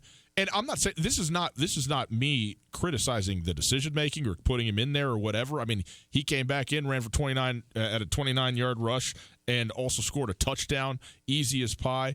But when you need a yard, what do? You give it to the biggest, baddest dude that you got at your disposal, and that is Troy Anderson, and he runs a guy over and falls forward and gets you the yard, and also his ankle gets turned over again. And it's so disappointing to me as a football fan because if Troy Anderson's 100%, if he's 90%, 450 yards rushing. That's what they got. And it is a joy to watch great people do what they're great at. And yet now he's severely limited. Tell the people about the gutter cleaning because I want to talk more about Troy Anderson in our Around the Big Sky segment next. Why do you not want to go on your roof and clean your gutters, Gus? Because nobody does. Just because it's just like not having a quarterback at your disposal. It puts you in a bad way spot. More dangerous than not having a quarterback at your disposal. It is a problem. It is a major problem to get up there on the ladder. You overextend yourself. You don't want to climb back down and move the ladder 5 feet. You want to lean out over your cement driveway, and then guess what? You go down. Okay, that's a problem. Or even if you're smart about it, even if you're patient about it, it takes forever. It's not a fun job. It's not a clean job. It smells bad. It's bad all the way around. MissoulaGutterCleaning.com. That's where you go. You get online. You get your estimate right now. They're going to come out. They are insured, okay? They are taken care of. You're going to have no risk whatsoever. It's not like hiring your neighbor to come over and do it, and then all of a sudden you got a suit on your hands, okay? You get Missoula Gutter Cleaning. They'll come over. They'll take care of the thing. They got the proper tools, the proper equipment, the know-how, the insurance, and when they're done with the job, you ready for this? They're going to give you a present. How does that sound? They're going to do the bad work and take care of you. They're going to give you a $20 gift card to your favorite brewery or coffee shop. Go online now, MissoulaGutterCleaning.com. Get an estimate today. Don't do the job that you don't want to do and that you shouldn't be doing. Let Missoula Gutter Cleaning take care of that. Hi there, it's Les Schwab Tires. You know, we've been helping keep folks safe on the road around here since 1952. That's why you can save up to $152 on a set of 4 select light truck and SUV tires during our fall tire sale. So swing by or book an appointment at leschwab.com. Les Schwab Tires, doing the right thing since 1952. Limited time offer while supplies last. Discount depends on tire size and type. Cannot be combined with other offers. Details at leschwab.com. On Russell, across from the fairgrounds. This is Mike Nugent with Berkshire Hathaway Home Services. Berkshire Hathaway provides Western Montana with full-time real estate professionals for you whenever you need us. Our reputation as the state's most knowledgeable and available real estate group has helped build unmatched trust in the Garden City and statewide. If you have been thinking of making a real estate move in the short or long term, give me a call. No pressure, no expectations. Just professional opinions and service at whatever pace you are comfortable with. Give me, Mike Nugent, a call today, 531-1802. And remember, every question is good to ask. Have you been hurt or disabled? Are you missing time from work and not sure what to do? I'm attorney Chris Helmer, and Clark Fork Law Offices in Missoula is here to help. Our team specializes in worker compensation, personal injury, and Social Security disability. We fight for the benefits you deserve. Call Clark Fork Law at 728-0168 for a free consultation or visit clarkforklaw.com. Again, 728-0168. The Polaris Factory Authorized Clearance is here. The world's best-selling off-road lineup is priced to move with financing as low as 3.99% and rebates up to $3,500. Live life wide open in a high-performance RZR. Tackle anything from mountains to mud holes on a legendary Sportsman ATV. Get more done with a hardworking Ranger or take on any task or trail in a versatile Polaris General. The best deals of the year are happening now. See Polaris.com or your Polaris dealer for rebates up to $3,500 and financing as low as 3.99% APR for 36 months during the Polaris Factory Authorized Clearance. Kurtz Polaris at 2904 West Broadway in Missoula and Highway 83 in Sealy. Kurtz Polaris is now showcasing all of the new 2020 Polaris off-road vehicles. To be the first to get a great deal on brand new state-of-the-art Polaris vehicles at Kurtz Polaris. Online at kurtzpolaris.com. Rebates valid in U.S. through 9/30/19 on new 2015 through 2019 vehicles. Financing offer valid on 2015s through 2020s. Subject to credit approval. Offers vary by model. See dealer for details. Always buy helmet. Never drink and ride. It's a rite of passage. That first bank account. Explore the great options for your young adult with a visit to Farmer State Bank. Online at farmersebank.com or in person at any of our 9 locations in Western Montana. Our checking and savings accounts are designed to fit any lifestyle and budget with the flexibility, innovations, and security today's consumers demand. Start out right with Farmer State Bank, your Montana bank since 1907. Member FDIC. ESPN Missoula Sports Center. The Grizz and the Cats both in the top 10. Here's some sports news for you. The Montana Grizzlies exploded in the third quarter at number 4 UC Davis, turning a 17-7 halftime advantage into a 38-7 beatdown on their way to a 45-20 win over the 2018 co-league champions. Montana quarterback Dalton Snead continued his exceptional play, throwing 5 touchdowns, including 1 to Samuel Kemp for 62 yards and 2 more to Jerry Louis McGee, as the Grizz scored 21 unanswered points in the third quarter. Snead is the Big Sky Conference Offensive Player of the Week for the second week in a row. And the Grizz, they put massive pressure on Davis quarterback Jake Mayer defensively as well. The reigning Big Sky Offensive Player of the Year was sacked 3 times and was hit relentlessly. Montana leaps 10 spots in this week's Stats FCS Top 25 poll to number 8 in the nation.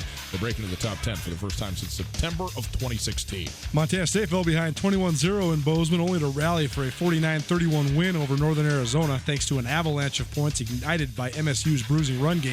Montana State did everything possible to cause self-inflicted wounds early, including turning the ball over twice.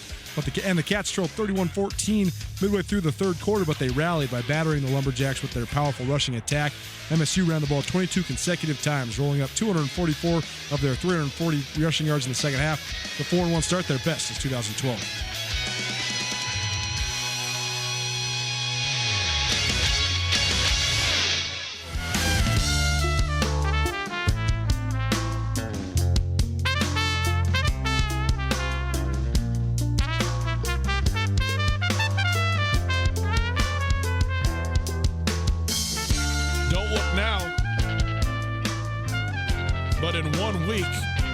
The 0-4 Northern Colorado Bears went from the 13th ranked team in the Big Sky to 5th Nice jump in conference. It's Tutel Nuanez, 102.9 ESPN Radio, broadcasting live from the Kurtz Polaris studios.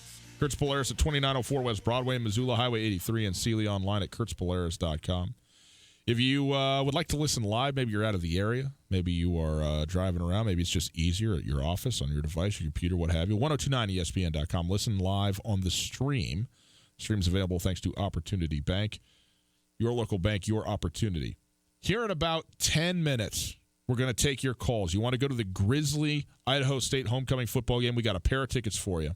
We want your best homecoming story. Okay, 10 minutes from now, we're gonna have you call in, give us your best homecoming story. Okay, so get yourself prepared for that. 329-1899 is the phone number.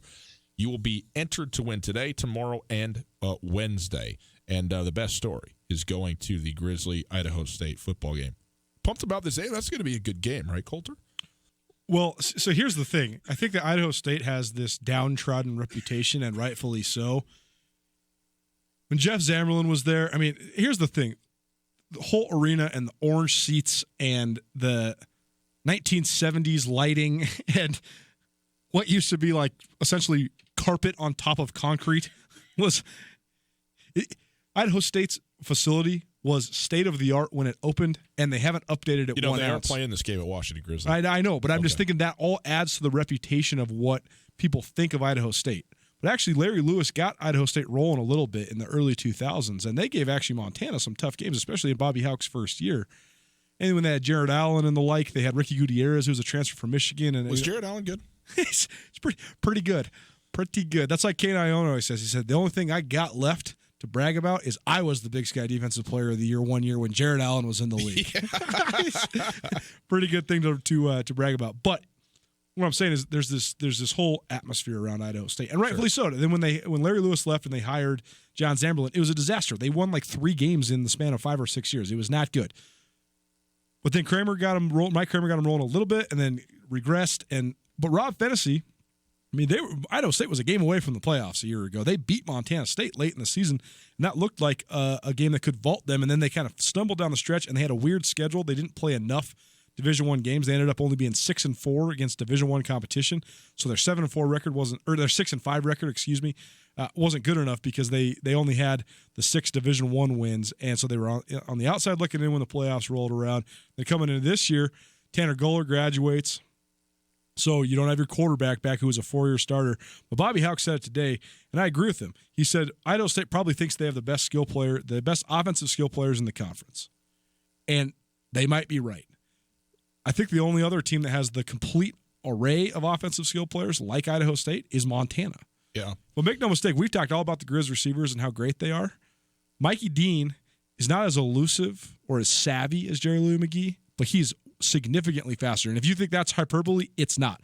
Mikey Dean could have been a straight college sprinter. He was the California state champion in the 100-meter dash, and he's 5'7". So think about how fast your legs got to be moving to run a 10.600 when you're 5'7". And then Mitch Guller was a first-round draft pick in baseball. Mitch Guller is 27 years old. I mean, he is a man among boys. He played minor league baseball for the Phillies for 5 or 6 years before starting his football career. Ironically, his brother, Tanner Guller, graduated before him, but Mitch is significantly older. He's 3 years older than Tanner. Sammy Akim, a physical freak. Samari Torrey, a great player. And even Jared Harrell at UC Davis, awesome. Dre Dorton at Eastern Washington, great. As far as the dude who can straight go up and get it, Mitch Guller's the dude. Yeah. Mitch Guller is the best big play receiver in the Big Sky Conference. So that's going to be a significant test for Montana's defense. Let's take a look around the Big Sky Conference. We'll start with that Idaho State game. We thought Portland State was going to be good, obviously, because we, want Bruce Barnum to be on this show every single day. We want Portland State to be good. Portland State got hammered by Idaho State on Saturday, 51-24. And like you said, it was 41-7 midway through the second quarter. In this one. Matt, I thought it was impressive that Dalton Sneed threw 5 touchdowns on only 22 completions. Well, how's this? Matt Struck 14 of 23 for 332 yards and 6 touchdowns. He had a touchdown on nearly 1 in every 2 throws. 6 of 14 completions rather. 6 of 14 completions went for scores, and it was it was just not close. And by the way, that is the Idaho State team that is headed for Washington Grizzly Stadium on Saturday for the Grizzly homecoming game. But a huge win for Rob Fennessy and his staff, and we'll have a lot more, particularly about the Fennessy-Houck matchup and their history, as Rob Fennessy was the offensive coordinator for Bobby Houck at Montana at UNLV, and Bobby Houck very complimentary of him and the staff and what they're doing at Idaho State right now. But hilarious that Houck went back to his old tactics. He came into the Monmouth game with a sheet ready to go to talk about specific players. He mentioned Pete Guerrero by name. He mentioned Kenji Bahar by name. He mentioned a lot of guys on the Monmouth squad by name, because I think that, as you were saying, he needed to promote the game a little bit. People are thinking, this team from New Jersey, we don't know anything about them. It's the last non-conference game. Are we really going to be up for this? Are we going to sell this thing out? We don't know. Back to his old ways. He did talk by name about Jake Mayer and Dan Hawkins last week. But this week, even though he was very complimentary of Idaho State staff, he did not name Rob Fennessy or Mike Farrader by name. Not once. Yep. He was asked 3 separate questions. He said, I think their coaching staff as a whole has done a great job. He praised them across the board. But he did not mention one time, oh, man, me and Rob go way back. Oh, me and Coach Fenn, I remember the good old days of Montana. Right. Never did he mention that. Not doing it. He even said they have some guys that this is their alma mater. Right. He didn't say, Mike Farrader, who was one of the greatest receivers that I ever coached, who had 150-plus catches during his time playing for me, is the offensive coordinator. He never even acknowledged it, which I think is just such standard Houck. I think it's hilarious. Also, in Big Sky Conference play for Eastern Washington, they're coming off that awful loss to Idaho, and a lot of questions. Well, they get a 35-20 win over North Dakota. They were up 28-7 at half. The Fighting Hawks did score 13 unanswered through the third and fourth quarters, but Eastern Washington scoring the final touchdown in a snow-drenched, fiery inferno field in Cheney, Washington, a 35-20 win for Aaron Best's club there. Cal Poly, trying to figure out exactly what they are. 24-21, a close game, but a victory nonetheless over Southern Utah in Cedar City. They squeak out a victory there. Non-conference football game, but a great football game, and one that, frankly, the Big Sky Conference needed. Weber State went up 20-3 in the first quarter of this football game over Northern Iowa, a very good Northern Iowa team, but this in Weber State or in Ogden. Weber State also finished their scoring in the third quarter with a safety, just crushing defensively. A 29-17 win doesn't sound like a blowout, and certainly it's not a quote-unquote blowout by college football standards, but it was a dominant performance nonetheless by this Weber State defense, and over a good Northern Iowa Missouri Valley football team. This game was not nearly as close as the 12-point victory would sort of indicate. I want to wrap this around into finishing the conversation we were just having about the Cats as well. I think that broadly, the easiest thing for any person to observe in any sport, especially a team sport, is offense. And I think in college football, with the intricacies of what everybody's running, it's so easy to see the teams that are exceptionally explosive on offense and the teams that are not. And I think that when you see teams that are not, you automatically analyze them as being down a rung, even if it's not true. And I think this is by and large true with both Montana State and Weber State. Weber State, when you look at this game, they were not good on offense. They're a run first, run second, run third team. They had 36 carries for 66 yards. They averaged 1.8 yards per carry. Caden Jenks, he threw for half of his yards on 2 touchdown completions. When they ran play action, he threw a 73-yard touchdown to Rashid Shaheed, and then he hit Justin Malone for another pretty long score. That was half of his 219 yards passing. So Weber State's offense almost irrelevant in this game, and they still win by 2 scores. Yeah. And that's what I'm saying, is that oftentimes it's not going to be – we get so hung up on Tua Tagovailoa and Justin Fields and Jalen Hurts and these guys that make it look so pretty. Oklahoma scoring 70, just boat racing you. And now the Alabama scoring 45 and giving up 14. They just look so good. Trevor Lawrence at Clemson. More often than not, you're not going to have an elite quarterback in college football. It's just the name of the game. We've also gotten spoiled covering the Big Sky because most oftentimes half of the best quarterbacks in the country are in the league. Yeah. But I also think that you can win without one if you just reconcile yourself as a team without it. Again, Jay Hill is 21-3 in his last 24 Big Sky Conference games. without having a good offense. Weaver State's won 21 games over the last 2 years combined without having I mean, you think the Cats are bad on offense? The Cats are averaging almost 40 points per game since Matt Miller took over. Weaver State's averaging 25. They still win and win and win because they're dedicated to the style. And that's where it comes full circle. I want to ask you this about Montana State and Troy Anderson. Troy Anderson has gotten thrown in the meat grinder, and he's been basically hurt since the second game of last season. It's a testament to his toughness that he's been able to overcome a lot of this stuff. But he broke his hand last year against Western Illinois, had to have surgery, didn't play offense for 2 games. Comes back, wins the starting quarterback job, but then he twists his knee against Cal Poly. He hurts his ankle. He has off-season shoulder surgery, so he doesn't play spring ball. Then he comes into the season. They're trying to slow play him through camp. His ankle gets turned up again against Western Illinois, and he's really, really, really fighting to get back to full health. I think they should just not play him this week against Cal Poly. And if they play him on defense, I think that's absolutely foolish because if you have this guy going against the triple option, he's going to stick his nose in there a million times. It's just going to be so many extra opportunities for him to get hurt. But all that said, Troy Anderson, when he's playing defense, he's flashed a couple times. He almost had 2 picks in the game on Saturday. But he's only playing a handful, he's only playing probably 15 snaps a game on defense. And he's not making a discernible impact yet. On offense, even with the busted ankle, he runs a 29-yard run. He converted a 4th down, which you referenced. I thought he killed a guy when Anthony Sweeney tried to go low, and he gives him the horse leg straight to the head, and Anthony Sweeney's out. It's over for him. And Troy Anderson, by the way, did a nice front flip 180 on that thing, and he didn't come down exactly softly no himself. doubt. But I just think that Montana State's got to have a real conversation because I totally buy that Troy Anderson's position at the next level is going to be on defense. But I just don't think that they're getting the best out of him unless they play him exclusively on offense. They're not getting the best out of him because he is not healthy. And he needs to be healthy. And whatever they need to do to make that so is what they got to do. And Troy Anderson being tough is great, and it's what you want. And you want your kid to go in there to the trainer and go, I'm fine, I'm fine. But you know what? You're not fine. And you need to get fine. And whatever that takes to get you fine, that's what's got to happen, okay? And so whatever that means, however long that means, I think that's the necessity. And by the way, fine doesn't mean 100% everything's perfect. I don't feel anything other than just great joy in all of my extremities. But what I am saying is when you are inhibited the way that he's inhibited, you got to get healthy. You just got to, because it's just going to perpetuate.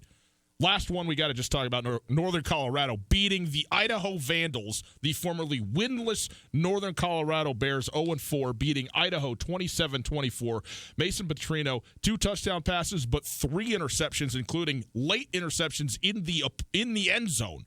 So, they're throwing the football. I don't understand. Idaho rushed for 270 yards on the ground. Nick Romano had 132 yards on 15 carries. Even Mason Petrino had 84 rushing yards, and they're throwing the football late in the end zone area. If the Seahawks have taught us anything, just run the football down there. Just run it down there, for crying out loud. Anyway, a great win for Northern Colorado because it is a win, and as you talked about this before, your great wins are only great until they're not great anymore, and they can be undone by bad losses. Well, this is completely undoing Idaho, and you and I both. This is the one game that we got wrong. You and I both thought Idaho would win this game, and frankly, win it fairly easily because they have more talent than Northern Colorado does. Well, didn't happen. And good job for Greeley. And I mean, this is like maybe the 2 worst teams in the conference playing each other. And it's unbelievable still, though, that Idaho can find a way to lose these football games. Completely outcoached, completely outmanned. It was standard. Honestly, I mean, that's a cheap shot. I mean, but you had to expect Idaho to have a letdown after the Eastern win. And I mean, they really did. They blew this game, though. They blew it bad.